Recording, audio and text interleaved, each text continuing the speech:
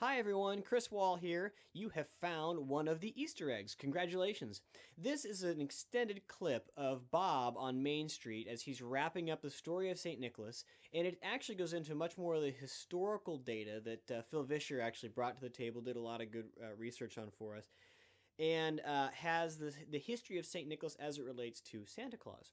And it's great stuff, but at this point in the story, we were really looking to kind of wrap things up, and this scene just got a little long, and so we cut it. Well, here it is in its full length, and we hope you enjoy it. And that, kids, is the story of St. Nicholas. Wow! I had no idea. Not many people do. So, why do we call him Santa Claus if he's really St. Nicholas? That's an interesting story, Larry. The Dutch brought stories of St. Nicholas and the celebration of St. Nicholas Day to America in the 1600s, who, in Dutch, was called Sinterklaas. Sinterklaas? Yes, Sinterklaas. Washington Irving wrote it down in a story, but he changed it to Santa Claus. Oh, Santa Claus!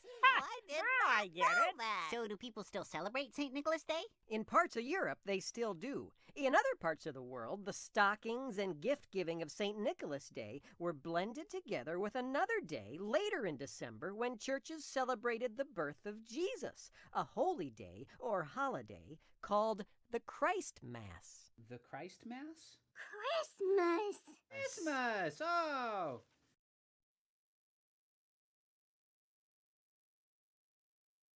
Hi everyone, Chris Wall here. Congratulations, you found one of the Easter eggs. This is a clip of Pastor George, voiced by Phil Vischer, and we put him in the booth and said, hey Phil, we just need some ad-lib of Pastor George preaching so that we can run that behind the scene. And so in the final, it's all kind of cut up and you don't get to hear much of it, and we thought it was just too funny to let it go like that. So here is the full clip of Pastor George preaching in his church in that final scene, and we hope you enjoy it.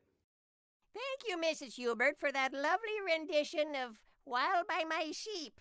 We have one more song. You may have noticed that we're not using candles this year due to the unfortunate incident last year. Mr. Johnson, how are the scars? Oh, good. Well, anyway, thank you, Mrs. Johnson, for the lovely bouquets. Grown in your own backyard garden, is that right? Well, you've really outdone yourself this year.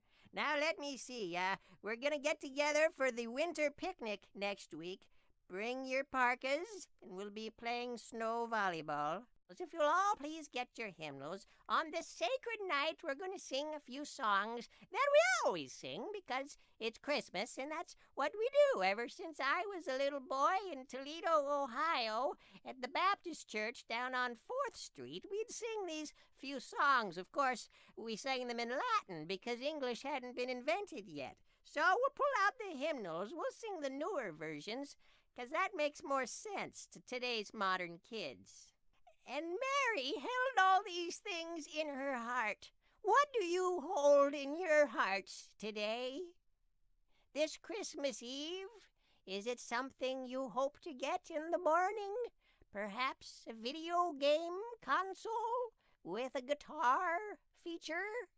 In Chapter 4, as I continue reading, we see that all these things were sacred unto those that beheld them, and betwixt the sheeps were an appearance of angels that heralded the tidings of gladness. And then where'd everybody go? Oh, nothing but carrots.